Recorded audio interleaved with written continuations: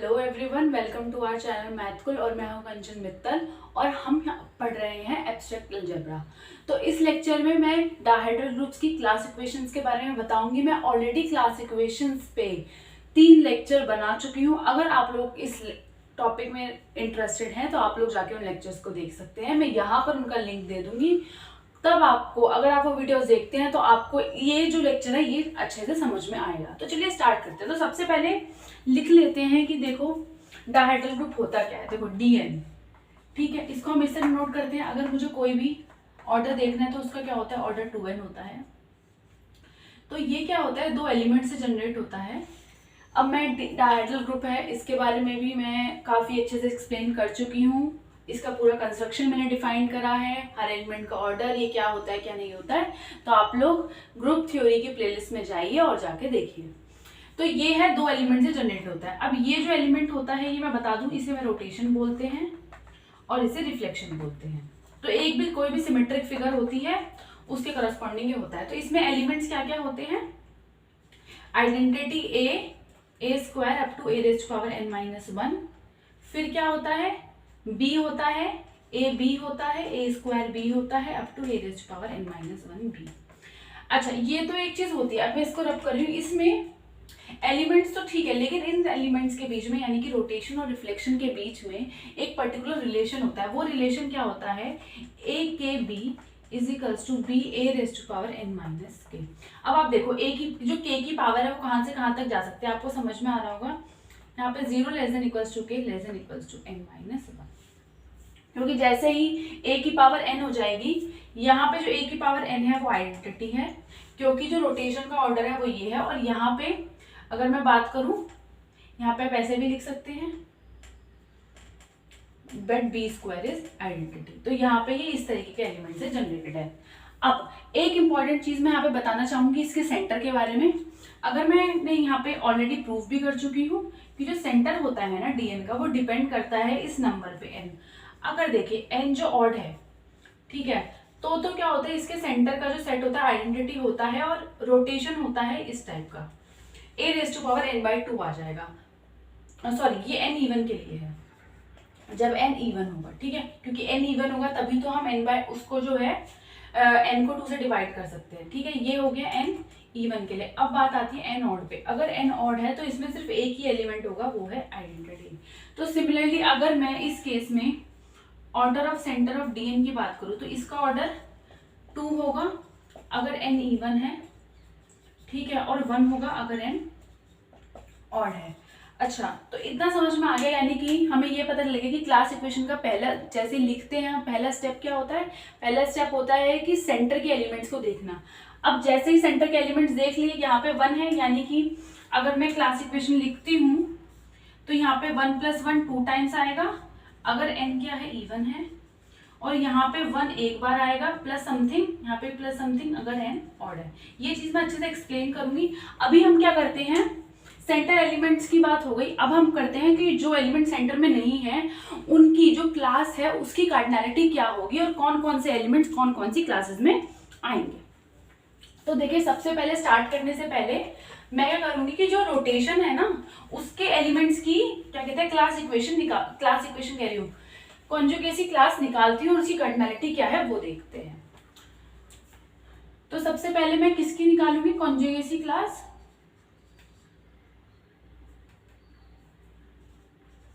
कॉन्जुगेसी class of rotation, rotation मतलब a raise to power k, और यहाँ पे k किससे, 1 से, ठीक है। अच्छा, अब देखो, अगर मुझे किसी की भी क्लास इक्वेशन निकालनी है, अगर मुझे किसी की भी क्लास निकालनी है, मैंने क्या बताया था, जो फॉर्मूला होता है वो क्या होता है, g inverse a⁴ k × g, और जो g होता है वो किसका एलिमेंट होता है, dn का। अच्छा, यानी कि यहाँ पे सारे एलिमेंट्स dn से मल्टीप्लाई कराने। अच्छा, अब देखो dn को एक इस तरीके से भी देखा जा सकता है, dn क्या है, zn यूनियन रिफ्लेक्शंस, मैंने बताया था ये चीज, ठीक है।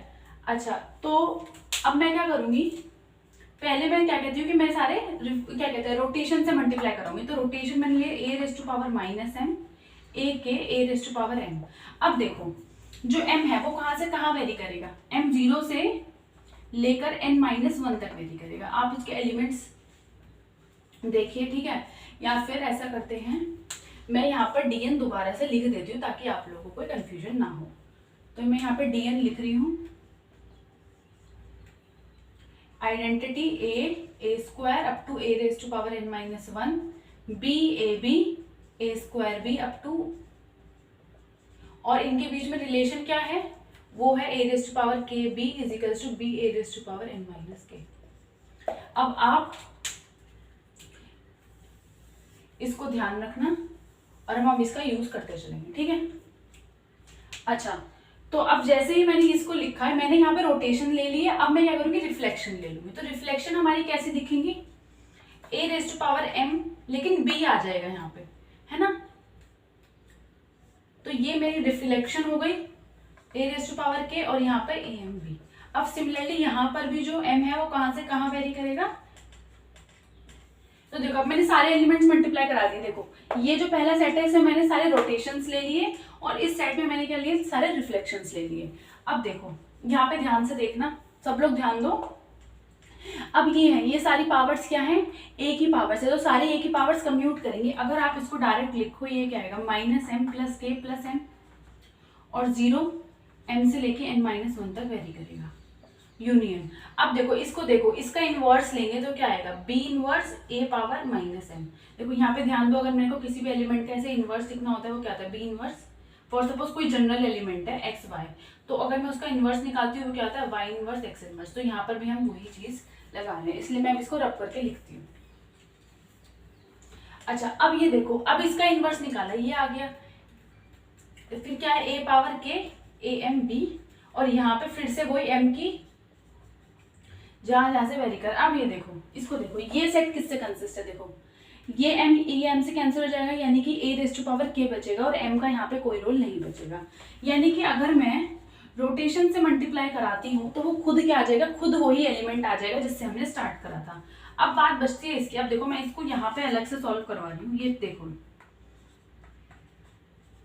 देखो इसको सॉल्व करा, इस 3 को सॉल्व करो, ये क्या आ जाएगा, इसको सॉल्व करेंगे, इसको सॉल्व करेंगे तो ये आ जाएगा a raise to power k b,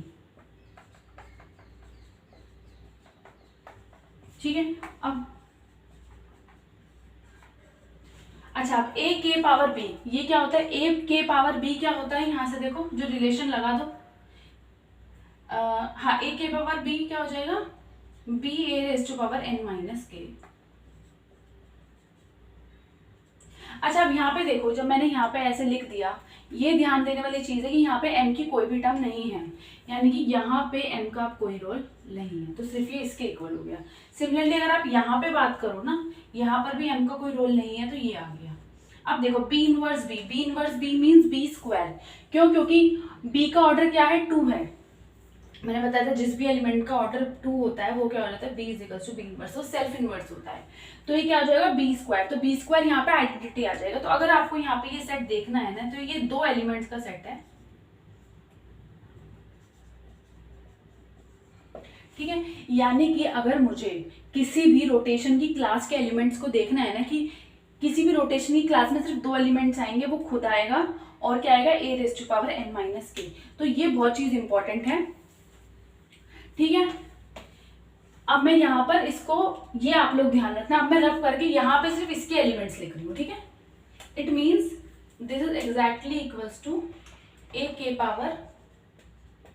अच्छा, तो यानी कि हमने रोटेशंस के लिए सारी क्लासेस निकाल ली। अगर कोई भी रोटेशन होगी हम डायरेक्टली इसको ऐसे लिख सकते हैं। अब बात किसकी आती है, रिफ्लेक्शंस की। तो रिफ्लेक्शन के लिए हम फिर से यही चीज जो है करेंगे, और फिर देखते हैं क्या आता है, ठीक है। तो अब रिफ्लेक्शन के लिए क्या है, तो रिफ्लेक्शन का एलिमेंट कैसा दिखेगा, a k b, ठीक है। अब इसको मल्टीप्लाई कराना है, यानी कि g inverse a k b g, where g कहां से है, dn में से।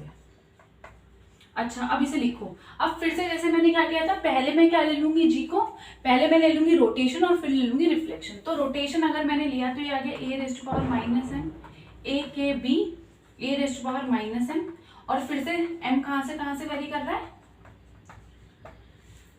देखो ना, m ये पावर क्या हो सकती है, a की पावर 0 से n-1 हो सकती है, यानी कि m कहाँ से होगी 0 से n-1। तो ये हो गया रोटेशन। अब बात आती है रिफ्लेक्शन की। तो रिफ्लेक्शन में क्या बचा, अब रिफ्लेक्शन में हम कोई भी जनरल रिफ्लेक्शन लेंगे,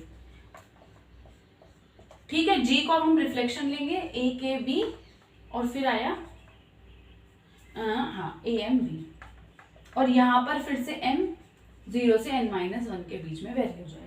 अब देखो इसे सॉल्व करते हैं। सबसे पहले देखो इसे सॉल्व करो। अच्छा देखो यहाँ पर इस चीज को ध्यान से देखो, ये क्या बताया था मैंने, ठीक है, ये -m है, इसको मैं कैसे लिख सकती हूँ। अच्छा इसको यहाँ पे देखो, एक चीज यहाँ पे ध्यान से देखना, ये क्या है, a⁴n है। देखो a⁴n-k, यहाँ पे मैं थोड़ा सा मॉडिफिकेशन करके बता रही हूँ आपको। a⁴n-k है, ये क्या a⁴n, a⁴n क्या है, आइडेंटिटी, क्यों, क्योंकि रोटेशन का ऑर्डर क्या है, n है, तो यानी कि a⁻k। दिस इम्प्लाइज, ये देखो a के b is nothing but b a⁻k। तो हम डायरेक्टली ये भी रिलेशन यूज कर सकते हैं। तो अब मैं यहाँ पे यही यूज करूंगी। अगर मैंने b a⁻m लिखा है, इसका मतलब क्या है, ये है a⁻m b, ठीक है। और अब यहाँ पे सॉल्व कर लो। सिमिलरली अब इसमें भी इनवर्स वाली चीज लगाओ, ये क्या आएगा, b इनवर्स a⁻m a के b।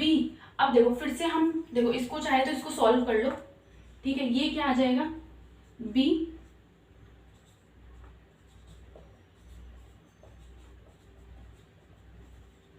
अच्छा अब देखो यहाँ पर a की पावर ऐड करो, यहाँ पे सारी अगर मैं a की पावर ऐड करूंगी तो -m से +m कैंसिल होके ये क्या बन जाएगा, यानी कि सेम आ गया, ठीक है। और m की अब कुछ नहीं रही, क्लियर। अब देखो ये क्या है, अब इसे सॉल्व करना है। देखो यहाँ पे देखो b इंटू बी यानी कि b² क्या आएगा, आइडेंटिटी आ जाएगा। तो b² आइडेंटिटी आ गया तो ये क्या आ गया, b इनवर्स a⁻m। अच्छा इसको सॉल्व देखो, b² आइडेंटिटी, इसको अगर हम सॉल्व करेंगे तो क्या आ जाए a⁻k-m, b² आइडेंटिटी और a⁻m, ठीक है। और क्या है, अब देखो मैं दोनों को साथ में लिख रही हूँ, b इनवर्स, अब इसको सॉल्व करोगे ये क्या आएगा a⁻k-2m, ठीक है। अच्छा b इनवर्स को मैं क्या लिख रही हूँ, b लिख रही हूँ क्योंकि अभी मैंने बताया था। अच्छा अब इसको यहाँ पे ध्यान से देखो। अच्छा ये क्या है, ये हो गया a⁻k-2 है। अब देखो यहाँ पे मैं तुम्हें सॉल्व करके बता रही हूँ डायरेक्टली। अच्छा ये हो गया, इसको मैं ऐसे भी लिख सकती हूँ, नो डिफरेंस। तो अगर मैं इसको इससे कंपेयर करूं, this is nothing but exactly equals to, clear. तो यहाँ पे मैं यही लिख रही हूँ।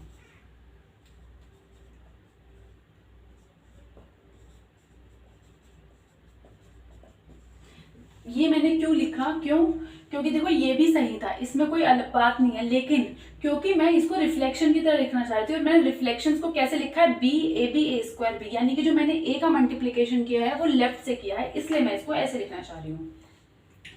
अच्छा एक बात अब यहाँ पे ध्यान रखना कि यहाँ पर जो ये 2m है, ठीक है, अब इसमें क्या होगा, ये भी इंक्लूड हो जाएगा। कैसे, अगर मैं a की पावर k है, अगर मैं यहाँ पर देखो k क्या है, हमेशा n से छोटा है, अगर मैं यहाँ पे m को k ले लूँ, ठीक है, तो ये क्या हो जाएगा a⁻2k - k, that is a⁻kb, यानी कि इसमें जो है इस सेट में ये भी इंक्लूडेड है, ठीक है। अगर मैं यहाँ पे m को k ले लूँ तो ये क्या हो जाएगा तो यानी कि इस सेट में ये भी इंक्लूडेड है। तो अगर मैं यहाँ पे इसको हटा के, this set is exactly equals to this,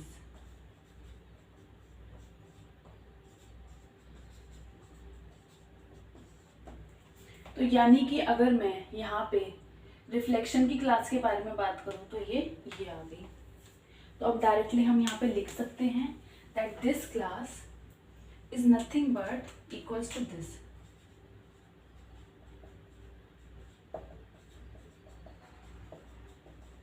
देखो कितनी इजीली सभी क्लासेस निकल गई हैं। अब देखो मैंने ये क्यों कराया। अब आप लोग सोचोगे कि हम एग्जाम्स के टाइम पर भी ये पढ़ के जाए, नहीं, ठीक है। अब बस आपको क्या करना है, अब आपने एक बार प्रूफ देख लिया, आपको प्रोसीजर पता चल गया, अच्छा ठीक है ये चीज़ें आती ऐसे हैं। अब क्या करो, जब भी आप एग्जाम्स के लिए प्रिपेयर करो आपको सिर्फ ये चीज़ें ध्यान रखनी है, ये दो लाइंस आपको ध्यान होनी चाहिए कि रोटेशन की क्लास कौन सी है और रिफ्लेक्शन की क्लास कौन सी है। उसके अलावा आपको कोई चीज़ ध्यान नहीं रखनी है। अभी अभी अभी थोड़ी देर में मैं आपको एक जनरल फॉर्मूला भी बताऊंगी डीएन की क्लास का, आप उसको भी डायरेक्टली रिमेंबर कर लीजिए, ठीक है। अभी बस हम 2 मिनट में उसका एक डायरेक्टली फॉर्मूला देखते हैं।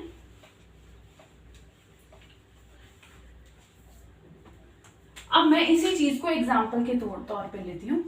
अब मैं एग्जाम्पल से देखती हूँ, ये तो हो गई इन जनरल एन के लिए। अब एग्जाम्पल के लिए देखती हूँ क्लास इक्वेशन एग्जैक्टली बनती क्या है। फॉर सपोज मैंने D3 से शुरू करा। अब देखो यहाँ पे n क्या है 3, यानी कि ऑड। अच्छा अब पहले मैं D3 के एलिमेंट से तो क्या क्या है, a स्क्वायर यानी कि a⁻n-1 यानी कि इतने आएंगे। फिर क्या आएगा b AB और a स्क्वायर b। कितने एलिमेंट्स हो गए, 6 एलिमेंट्स हो गए, ठीक है, हमें अच्छा लगा। या फिर ऐसा करो D5 ले लो, थोड़ा बड़ा ले लो, ठीक है, क्योंकि D3 तो किसके आइसोमॉर्फिक है, S3 की, और S3 की क्लास इक्वेशन तो हम लोग देख ही चुके हैं। तो किसी अलग ही अगर देख रहे हैं तो किसी अलग ग्रुप की देखते हैं। तो ये आ गया a स्क्वायर a³ और a4। फिर आएगा b AB a square b a³ b और a4 b। तो ये इसके एलिमेंट्स आ गए। अच्छा अब देखते हैं। अब देखो मुझे पता है ये 5 है, ऑड है, मुझे पता है क्लास ऑफ आइडेंटिटी तो क्या आएगी, आइडेंटिटी आएगी सिंगलटन, ठीक है, क्योंकि इसके सेंटर में आएगा। अब बात करते हैं क्लास ऑफ ए की। अब देखो इससे जाओ क्लास ऑफ ए, यानी कि यहाँ पे k क्या है, k है यहाँ पे 1 और n हमें पता है n यहाँ पे 5 है, ठीक है। तो सबसे पहले खुद आएगा, फिर क्या आएगी a⁻n माइनस के, n माइनस के मीन्स 5 - 1, यानी कि ये इसकी क्लास में आ गया। क्यों आया, क्योंकि अगर आप इसमें देखोगे ना D5 में a का जो इनवर्स है वो a4 है, इसलिए वो उसकी क्लास में आया। ये डायरेक्टली भी हम लोग देख सकते हैं। सिमिलरली अब बात आई a स्क्वायर की। अब a स्क्वायर तो आएगा, अब आएगा a⁻n की, यानी कि 5 - 2, वो क्या आएगा a स्क्वायर इंटू a3। अब सिमिलरली अगर आप इसमें नोटिस करोगे तो a स्क्वायर का इनवर्स क्या है, a3 है, इसलिए वो इसकी क्लास में आया है।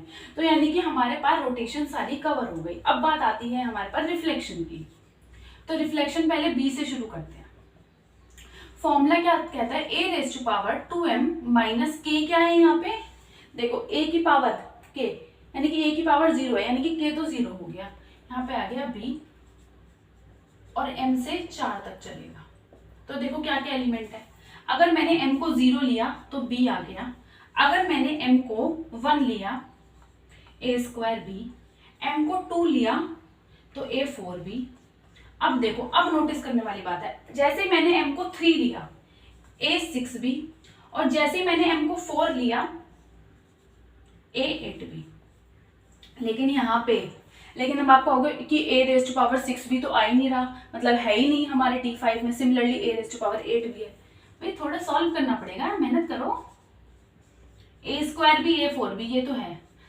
अब यहाँ पे देखो ये रोटेशन है, इसमें a⁻5 क्या आइडेंटिटी, तो a⁻6 क्या हो जाएगी a इंटू b, और सिमिलरली a⁻8 क्या हो जाएगी, और यही क्या है हमारी ऑल रिफ्लेक्शंस। तो इसका मतलब क्या हुआ, अगर अब मुझे अगर यहाँ पे टोटल देखो कितनी क्लासेस बनी, देखना 1 2 3 4, तो यहाँ पे 4 क्लासेस बनी, ठीक है। और अब मैं उस क्लासेस का लिख भी देती हूँ यहाँ पर। अच्छा तो D5 का यहाँ पे मैं डायरेक्टली क्लास इक्वेशन लिखती हूँ, D5 क्लास इक्वेशन।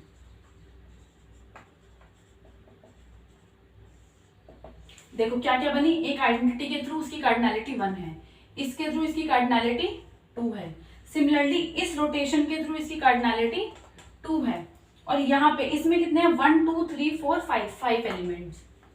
तो ये इसकी क्या हो गई क्लास इक्वेशन। अब जब n ऑड है तो मैं इसके लिए एक जनरल फॉर्मूला बता देती हूँ आप लोगों को। ऐसा करते हैं, मैं दोनों के लिए बता देती हूँ, जब n इवन है और n ऑड, फिर हम अभी अभी क्या करते हैं, इवन के लिए देख लेंगे एग्जाम्पल के थ्रू। मैं अब आपको क्लास इक्वेशन बता रही हूँ।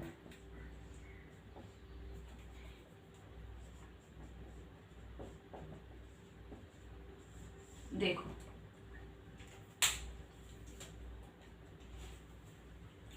अगर n इवन है, चलो n ऑड है, तो क्या होगा, 1 सेंटर।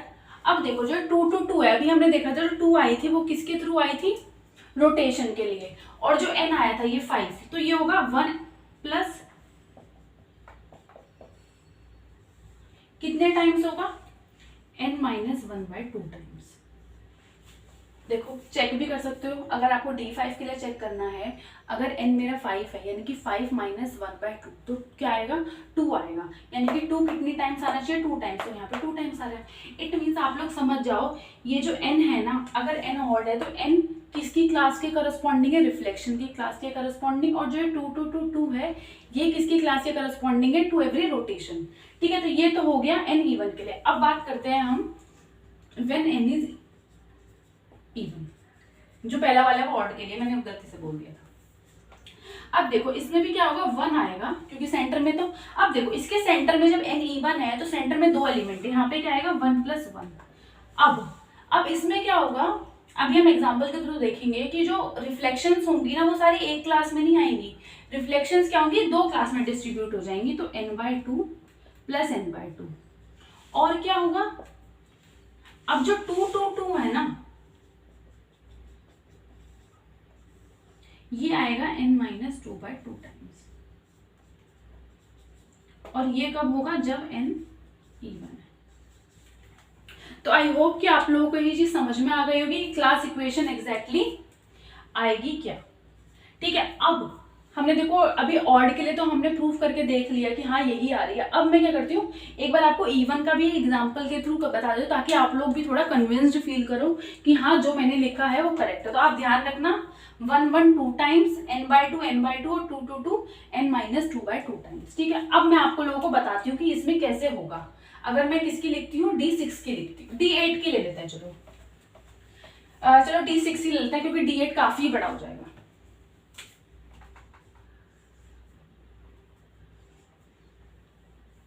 तो देखो D8 के लिए हमें पता है कि सेंटर 2 बार है, तो 1 + 1, इतनी अभी हमने लिख दी। अब आगे करते हैं,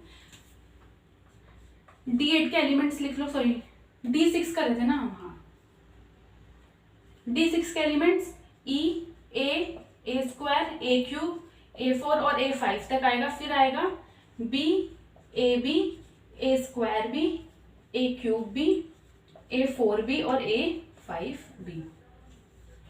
अच्छा, अब मुझे क्लास इक्वेशन निकालनी है ए की। तो यहाँ पे देखो ये 2 फॉर्मूला ध्यान रखो और क्लास इक्वेशन निकालते चलो। तो यहाँ पे ए की के क्या है, 1 है, यानी कि ए तो आएगा ही। अब उसका इनवर्स a⁻n−k, यानी कि a⁻6 - 1 कितना आएगा ये, वो क्यों, क्योंकि इसमें D6 में a का इनवर्स a⁵ है। अब बात करते हैं क्लास ऑफ a² की। a² आएगा और उसका a⁻n−k वो क्या है, इसको अगर मैं यहाँ पे सॉल्व करूँ तो ये क्या आ जाएगा, 4 आ जाएगा। अब बात करते हैं क्लास ऑफ, देखो इसकी हो गई, इसकी हो गई, यहां से फिर इसकी भी होगा a³। अब देखो मैंने क्या क्या बताया था, कि मैंने लेक्चर के सेशन की स्टार्टिंग में ही बताया था कि सेंटर क्या होता है, सेंटर अगर n इवन होता है तो सेंटर में क्या होता है, आइडेंटिटी a⁻n/2। यहाँ पे e क्या है, n क्या है, n है 6, यानी कि 6/2, यानी कि a³ क्या है, इसके सेंटर में आ गया। अब देखो ये हमें क्लास इक्वेशन से भी पता चल जाएगा। अगर आप यहाँ पर a³ की क्लास देखोगे ना, तो a³ की क्लास देखो, a³ आएगा। अब यहाँ पे पुट करो a⁻6 - 3।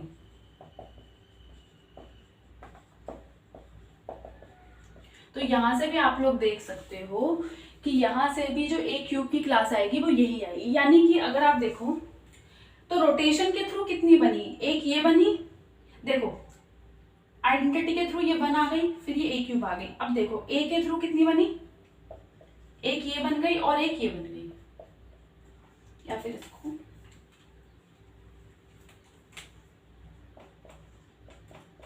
तो यानी कि रोटेशन से तो हमारी कंप्लीट हो गई। अब बात आती है हमारे पास रिफ्लेक्शन के थ्रू करने की, ठीक है। अब देखो लो, एक एक एलिमेंट उठाते चलो, ए बी ले लो पहले, सॉरी पहले बी लो, तो फॉर्मूला लगाओ same, A raise to power 2m, क्योंकि k क्या है यहाँ पे 0 है, n-1 यानी कि 5 तक जाएगा। तो पहला क्या आएगा, m 0 है तो सॉरी b भी आएगा यहाँ पे।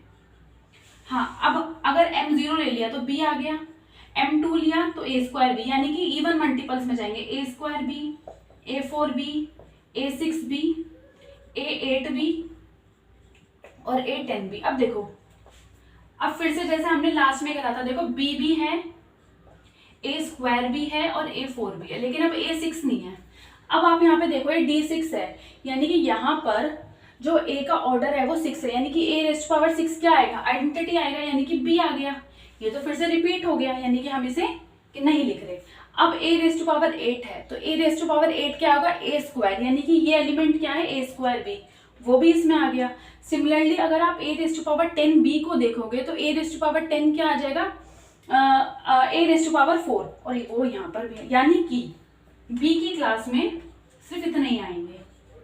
अब बात करते हैं इनसे अलग b, अब आप बात करते हैं ab की, क्योंकि ab इसमें नहीं है। तो अगर आप देखोगे ये आ जाएगा, माइनस था ना ये,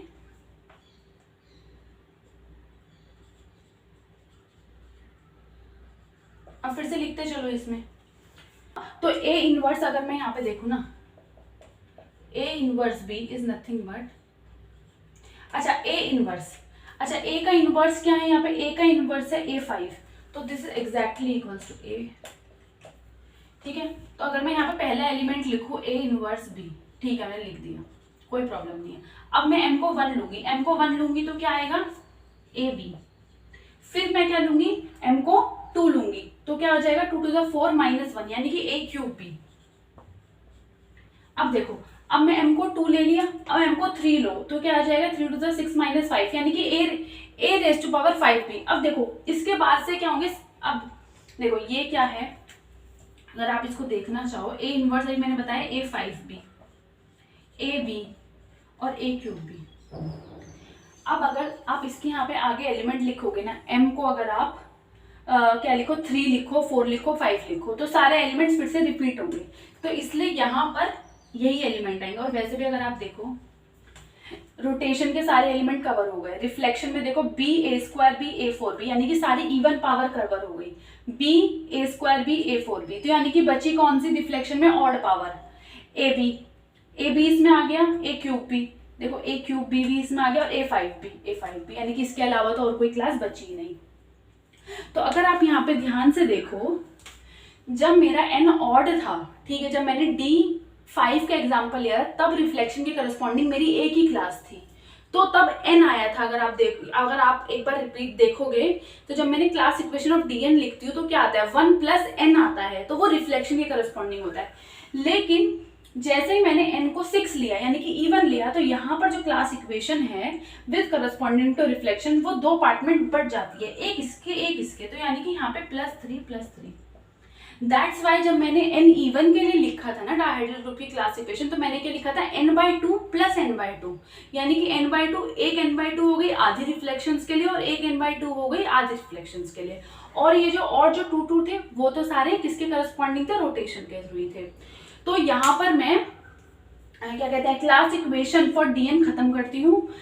मैं नेक्स्ट लेक्चर्स में ट्राई करूंगी कि मैं इसके नॉर्मल सब ग्रुप्स के बारे में डिस्कस करूँ कि dns के नॉर्मल सब ग्रुप्स क्या होते हैं, और जो इंपॉर्टेंट ग्रुप्स है जैसे कि D4 है, D5 है, D6 है, D6 तक ही मेनली पूछे जाते हैं, तो वहां तक मैं ट्राई करूंगी कवर करने का नॉर्मल सब ग्रुप्स।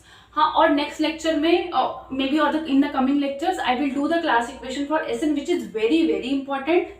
अगर आप लोगों को इसकी प्रैक्टिस करनी है, ठीक है, फॉर्मूला मैंने लिख ही दिया है, अगर आप लोग अलग से निकालना चाहते हैं तो आप लोग यहाँ पे स्पेशली D8 और D9 का ट्राई कर सकते हैं।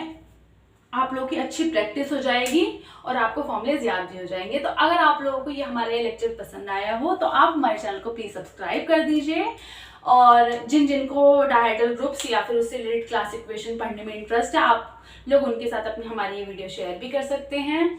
सो सी यू नेक्स्ट टाइम। और नेक्स्ट वीडियो में जैसे मैंने आपको बताया कि मैं परम्यूटेशन ग्रुप के बारे में डिस्कस करूंगी, तो आप लोग अच्छे से पढ़िए क्योंकि एग्जाम सब काफ़ी पास आ चुके हैं।